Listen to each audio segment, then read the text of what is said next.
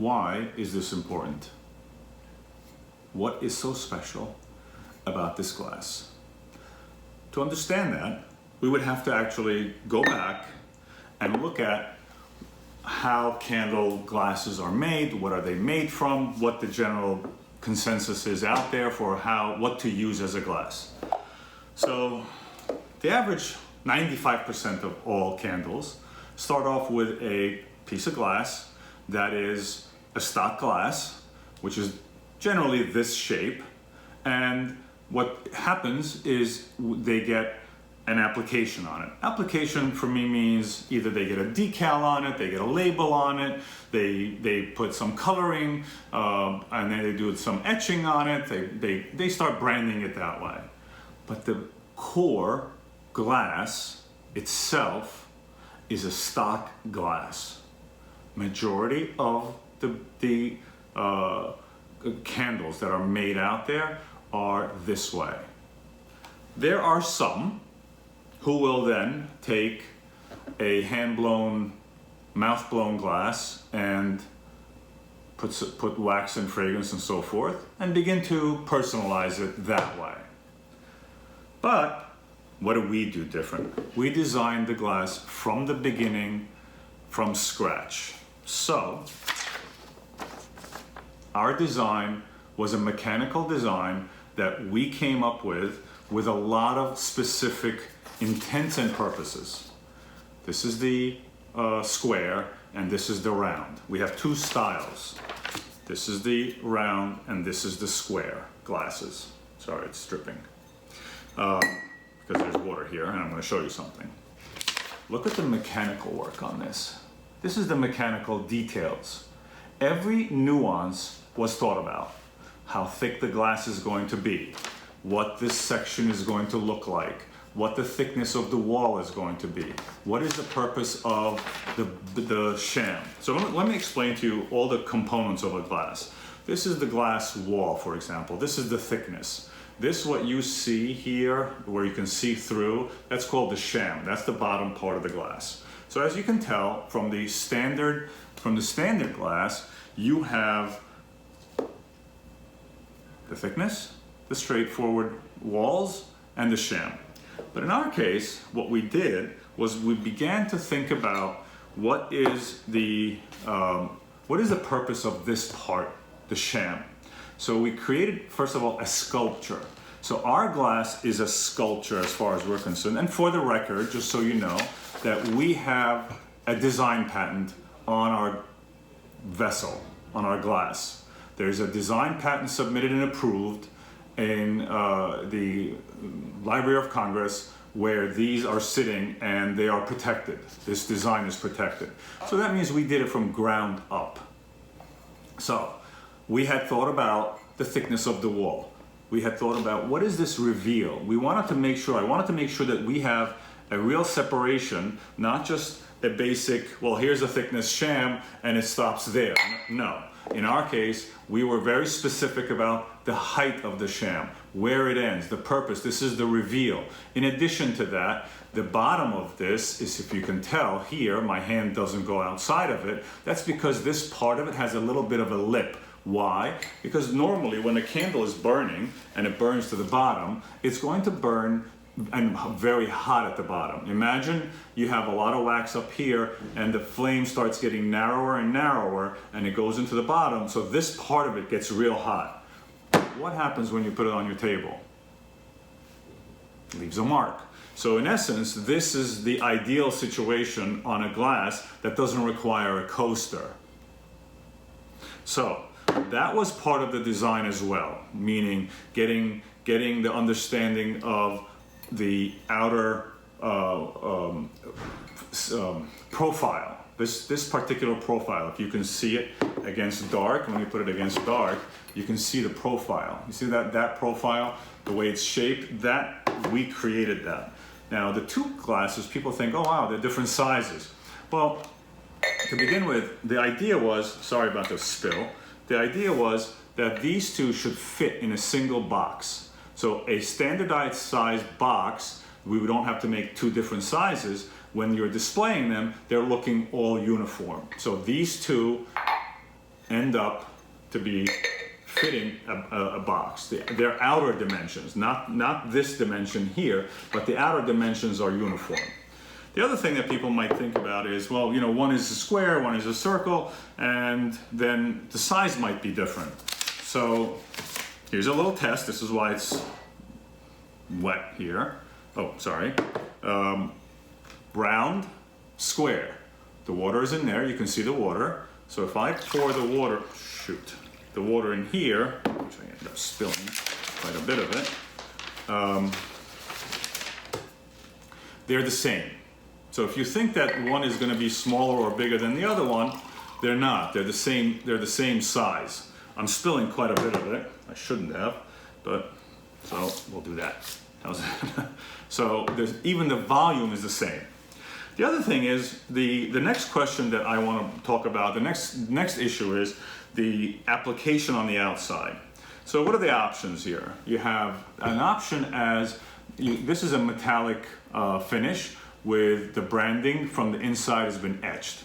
A lot of brands will do a label, or they'll do just in color, or they'll do nothing on the outside, or they'll put a paper sticker on here. That becomes the brand. Well, no, we don't do that. What I've done is I have taken this and I have done what's called sandblasting. So if you can see this, I don't know if you can see that well, but this is three-dimensional.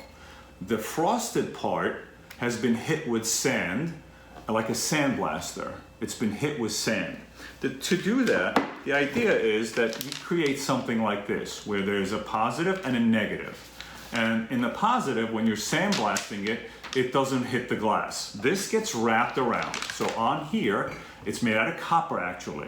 The copper is this size. It goes all the way around the glass, and it has this form, carved out of the copper. Where there is frosting, the copper was carved out. Where there is still polish is still the original glass. So the way it works is that we have to put the copper on the outside of this.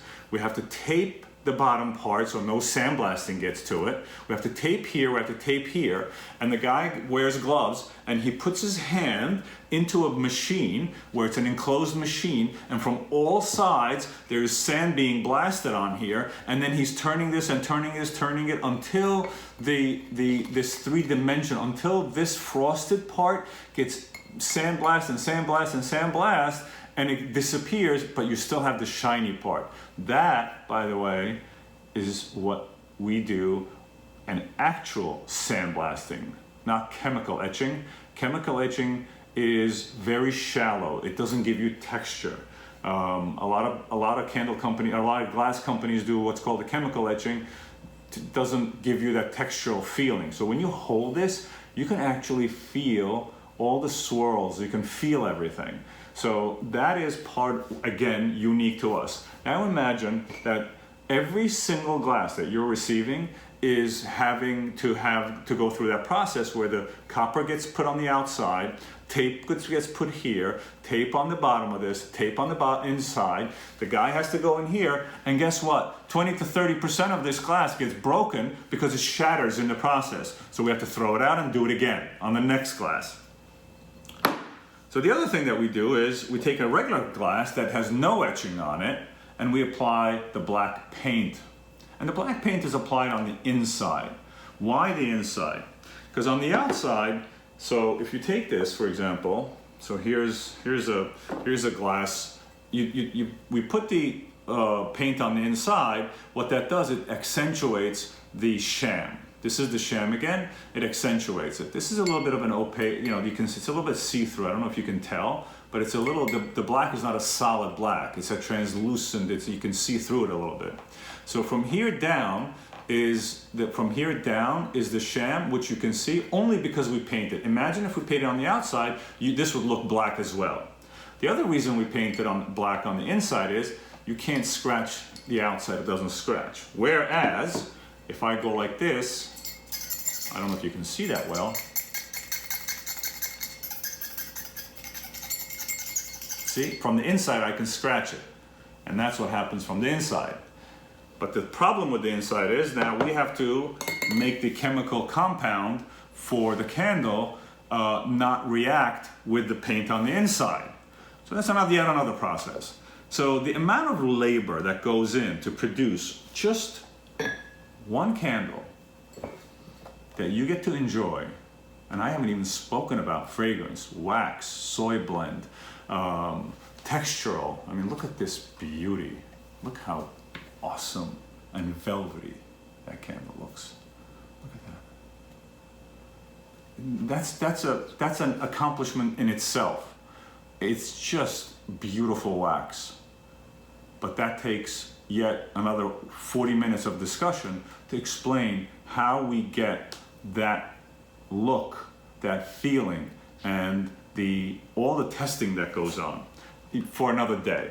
But today it was all about the glass. One last thing I want to say is that the glass actually, this glass comes in this box on the limited edition. So the candle, let's say this candle, would go in here. And this, by the way, comes in this box. So it's like a, I don't know, Audemars or Patek or a Rolex. And there you go. That's a gift. This is $200 in this box, but this alone on our website is $48 without the box. This has got 17 layers of lacquer on it. It's got velvet on the bottom. It's got our branding and logo on top. It's got all the hinges in chrome finish, leather on the inside with padding, and this gets taken out eventually to be thrown out, hopefully, if you're looking to save the box for jewelry box, whatever else it is. But it's a great gifting. It's a limited edition. I haven't made a lot of them. The reason I haven't made a lot is I don't believe that it's a shame other than for gifting or for special occasions. But that's for further discussion of how that's made another day. Bottom line is, today, this is a piece of art. This belongs to us. The design is completely dreamt, fantasized, started, created, tested, molded, made, and final application of the surface material and the paint all belongs to the brand, which is what makes this unique. And that, at the end of the day, is just only a part of the total picture still, which is the unique part. I love this candle. I love this glass. I love the shape. I love the fact that it is a sizable candle. Compare.